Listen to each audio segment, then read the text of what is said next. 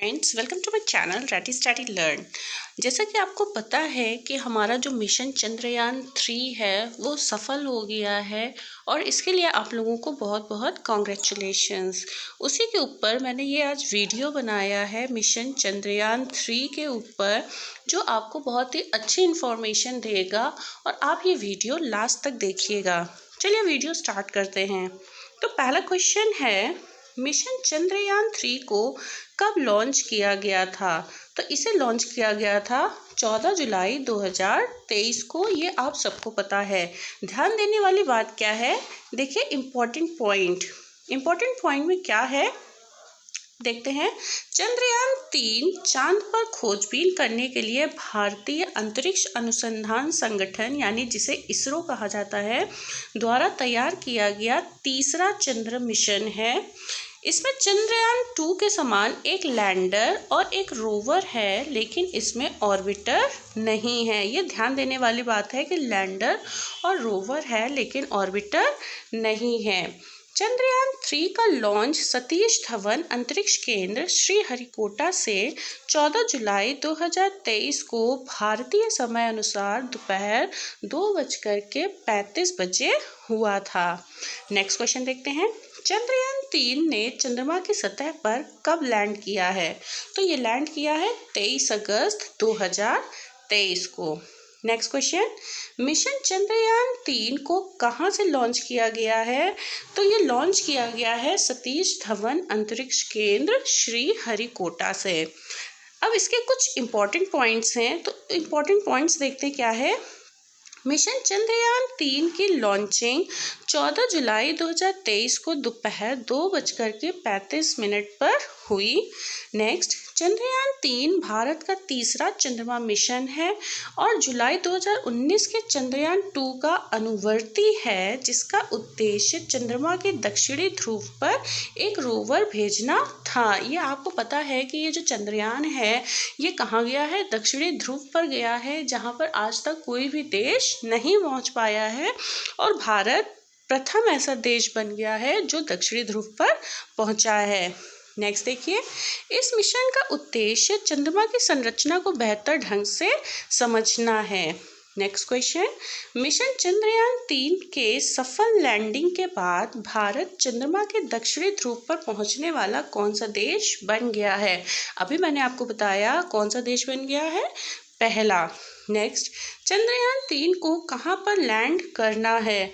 तो इसे लैंड करना है चंद्रमा के दक्षिणी ध्रुव पर। चंद्रयान 3 को किस रॉकेट से लॉन्च किया गया है? तो इसे लॉन्च किया गया है LVM-3M4 से। नेक्स्ट, इसका इम्पोर्टेंट पॉइंट देखिए। चंद्रयान 3 को LVM-3M4 रॉकेट से लॉन्च किया गया है। इसे पहले GSLV MK3 के नाम से जाना जाता था। MK का फुल फॉर्म मार्क है, अभी आपको आगे पता चलेगा। नेक्स्ट देखिए, पॉइंट इंपॉर्टेंट है। LVM-3 इसका फुल फॉर्म है लॉन्च व्हीकल मार्क 3। पुराना नाम क्या है इसका? Geosynchronous satellite launch vehicle mark 3 और GSLV मार्क 3। नेक्स्ट क्वेश्चन देखिए, चंद्रयान 3 मिशन का नेतृत्व किसने किया है? ये बहुत ही इम्पोर्टेंट क्वेश्चन है कि चंद्रयान 3 का नेतृत्व किसने किया है? तो वो किया है सी ऋतुकरिधल ने। किसने किया है? सी ऋतुकरिधल। इसका इम्पोर्टेंट पॉइंट देखते हैं। चंद्रयान 3 मिशन का नेतृत्व सी ऋतुकरिधल द्वारा किया गया है। इनका जन्म 1975 में लखनऊ में हुआ है। लखनऊ कहाँ है? यूपी में। नेक्स्ट, ऋतुकरिधल मिशन चंद्रयान 2 की निदेशक रही हैं। ये इम्पोर्टेंट पॉइंट हैं। नेक्स्ट देखिए, चंद्रयान 3 मिशन के निदेशक कौन है? तो ये भी एक इम्पॉर्टेंट क्वेश्चन है, आपके कॉम्पिटिटिव लेवल एग्जाम्स में ज़रूर पूछे जाएंगे करंट अफेयर्स में। तो इसके निदेशक हैं मोहन कुमार। इसके इम्पॉर्टेंट पॉइंट्स देखते हैं। मिशन के निदेशक हैं S Mohan Kumar, associate mission निदेशक हैं जी नारायणन और परियोजना निदेशक हैं पी वीर मुथुवेल। नेक्स्ट देखिए, वाहन निदेशक हैं बीजू सी थॉमस। ये चारों नाम आपको याद रखने हैं। नेक्स्ट, चंद्रयान-3 मिशन लॉन्च करने में कुल कितना खर्च आया है? तो कुल कितना खर्च आया है? 615 करोड़ का। नेक्स्ट, इसके इम्पॉर्टेंट पॉइंट देखिए कि चंद्रयान 1, 2 और 3 में कितना खर्च आया है। तो चंद्रयान 1 में 386 करोड़ का, चंद्रयान 2 में 978 करोड़ का और चंद्रयान 3 में 615 करोड़ का खर्च आया है। नेक्स्ट देखिए, इसरो ने चंद्रयान-3 मिशन के कौन से 3 मुख्य उद्देश्य निर्धारित किए हैं? ये इंपॉर्टेंट क्वेश्चन है कि इसमें उद्देश्य पूछे गए हैं। तो जो उद्देश्य निर्धारित किए गए हैं वो कौन से हैं? चंद्रमा की सतह पर एक सुरक्षित और सॉफ्ट लैंडिंग का प्रदर्शन, चंद्रमा पर रोवर की घूमने की क्षमताओं का प्रदर्शन और लास्ट है वैज्ञानिक अवलोकनों का प्रदर्शन करना। नेक्स्ट क्वेश्चन, चंद्रयान-3 भारत का चंद्रमा के लिए कौन सा मिशन होगा? ये बहुत ही इंपॉर्टेंट है और इसका आंसर इसके क्वेश्चन में ही छुपा है। चंद्रयान-3 है तो ये तीसरा मिशन है। नेक्स्ट देखिए, इसका इम्पॉर्टेंट पॉइंट क्या है? पहला चंद्रमा मिशन 22 अक्टूबर 2008, दूसरा चंद्रमा मिशन 22 जुलाई 2019 और तीसरा चंद्रमा मिशन 14 जुलाई 2023। ये बहुत इंपॉर्टेंट डेट्स हैं, आपको याद रखनी है। नेक्स्ट क्वेश्चन देखिए, मिशन चंद्रयान-3 की थीम क्या है? ये भी इम्पॉर्टेंट क्वेश्चन है क्योंकि इसमें थीम पूछी जा रही है। तो इसकी थीम है science of the moon.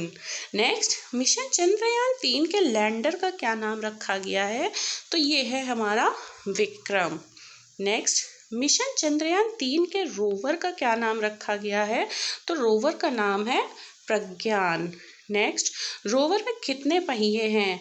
Rover में कितने पहिए हैं? 6 पहिए हैं। अब जैसे आपका ये रोवर है तो रोवर में 3 पहिए एक तरफ और 3 पहिए दूसरी तरफ लगे हुए हैं, तो टोटल यहाँ पर 6 पहिए हैं। नेक्स्ट इम्पॉर्टेंट क्वेश्चन है, रॉकेट विमेन ऑफ इंडिया के नाम से किसे जाना जाता है? तो वो जाना जाता है रितु करिधल को, जिनके बारे में मैंने अभी आपको पीछे बताया है। नेक्स्ट है, रॉकेट मैन ऑफ इंडिया के नाम से किसे जाना जाता है? तो रॉकेट मैन ऑफ इंडिया हैं के सिवान।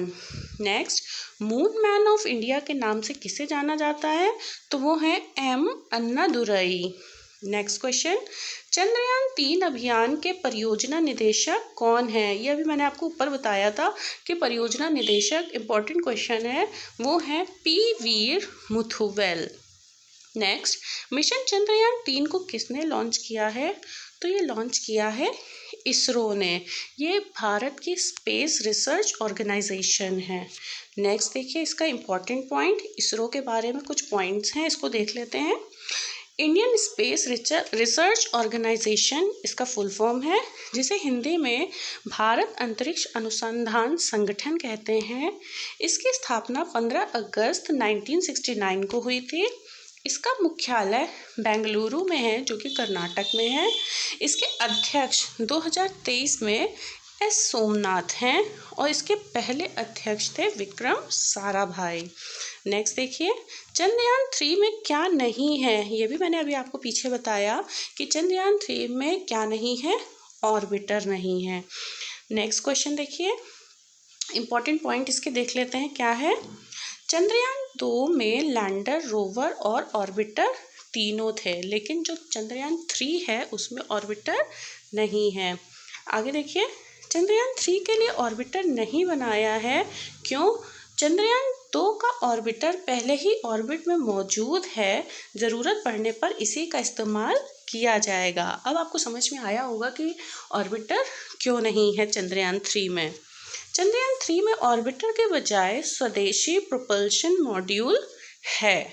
नेक्स्ट क्वेश्चन देखिए, चंद्रयान-3 की चंद्रमा के दक्षिणी ध्रुव पर सफल लैंडिंग के बाद भारत चंद्रमा के दक्षिणी ध्रुव पर पहुंचने वाला कौन सा देश बन गया है? तो वो बन गया है पहला। नेक्स्ट क्वेश्चन, चंद्रयान-3 मिशन में इस्तेमाल हुआ रॉकेट LVM-3 का कुल वज़न कितना है? तो कुल वज़न है 3900 किलोग्राम। नेक्स्ट क्वेश्चन देखिए, चंद्रमा के दक्षिणी ध्रुव क्षेत्र की सतह पर सॉफ्ट लैंडिंग कौन करेगा? तो वो करेगा विक्रम, जो कि लैंडर है। नेक्स्ट क्वेश्चन, प्रोपल्शन मॉड्यूल में चंद्रमा की ऑर्बिट से पृथ्वी के स्पेक्ट्रल उत्सर्जन और ध्रुवीय मैट्रिक मैप का अध्ययन करने के लिए कौन सा उपकरण लगा है? तो ये बहुत इम्पोर्टेंट क्वेश्चन है। वो उपकरण है शेप। क्या है? शेप। इसका फुल फॉर्म क्या है? Spectropolarimetric of habitable planet earth. Next question देखिए क्या है।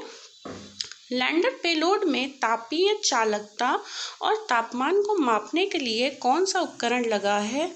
तो तापीय चालकता और तापमान को मापने के लिए जो उपकरण लगा है वो है चेस्टे, और इसका फुल फॉर्म है Chandra's surface thermophysical experiment. Next question देखिए, लैंडिंग स्थल के आसपास भूकंप गतिविधि को मापने के लिए किस उपकरण का उपयोग होगा? यानी कैसे पता चलेगा कि भूकंप की कोई गतिविधि है? तो वो है इंस्ट्रूमेंट इल्सा, जिसका फुल फॉर्म है instrument for lunar seismic activity. Next question देखिए, प्लाज्मा घनत्व और इसकी विविधताओं का अनुमान लगाने के लिए कौन सा यंत्र लगा है? तो वो यंत्र लगा है LP। नेक्स्ट क्वेश्चन, चंद्रयान 3 के लिए प्रमुख रॉकेट इंजन का क्या नाम है? तो वो है CE-20 क्रायोजेनिक इंजन। ये सारे क्वेश्चंस बहुत ही इम्पॉर्टेंट हैं जो आपको कॉम्पिटिटिव लेवल एग्जाम्स में अच्छे नंबर लाने में मदद करेंगे। नेक्स्ट क्वेश्चन, चंद्रयान 3 में कितने मॉड्यूल हैं? तो इसमें 3 मॉड्यूल हैं। अब आगे समझिए इम्पोर्टेंट पॉइंट में 3 मॉड्यूल कौन से हैं। चंद्रयान 3 के मॉड्यूल हैं propulsion module, lander module and rover. सबसे पहले समझते हैं प्रोपल्शन मॉड्यूल क्या है। अंतरिक्ष मिशन पर जाने वाले यान का पहला हिस्सा होता है जिसे प्रोपल्शन मॉड्यूल कहा जाता है। यह किसी भी स्पेसशिप को उड़ान भरने की ताकत देता है। नेक्स्ट है हमारा लैंडर मॉड्यूल। लैंडर मॉड्यूल देखिए क्या होता है। चंद्रयान 3 का यह दूसरा और महत्वपूर्ण हिस्सा है।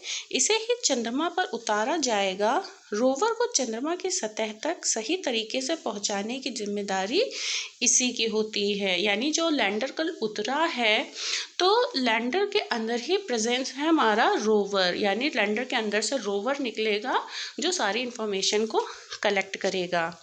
नेक्स्ट देखिए क्या है रोवर। रोवर क्या है? चंद्रयान का यह तीसरा हिस्सा है रोवर, जो लैंडर के जरिए चंद्रमा की सतह पर उतरेगा और फिर मूवमेंट कर जानकारी जुटाकर धरती पर भेजेगा।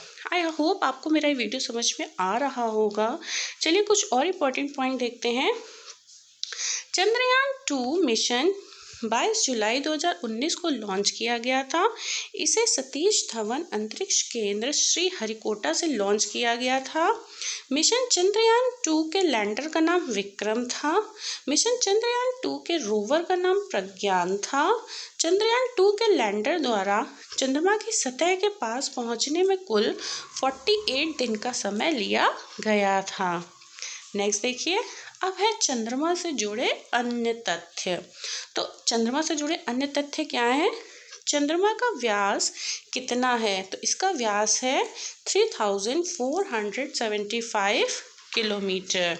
नेक्स्ट, चंद्रमा का गुरुत्वाकर्षण पृथ्वी की अपेक्षा कितना है? तो वो है 1/6। कितना है? 1/6। नेक्स्ट है चंद्रमा पृथ्वी से कितनी दूर है? तो चंद्रमा पृथ्वी से कितनी दूर है? 3,84,400 किलोमीटर।